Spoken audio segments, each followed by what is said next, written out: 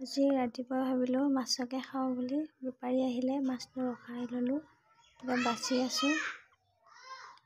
এইটো মাছৰ নাম নাজানো, কিন্তু মাছটো বাকলিটো গতিকে যাব নিবিচাৰে, বহুত টাইম লাগে। বাছি আছোঁ, দেৰি হ'ব এতিয়া। ইফালে স্কুলত যাব 8টা বাজিব এতিয়া। ধুম বাছিকৈ স্কুলত লৈ যাওঁ, পিছত আহি বনাম। এতিয়া মাছখিনি বাছি থৈ যাওঁ।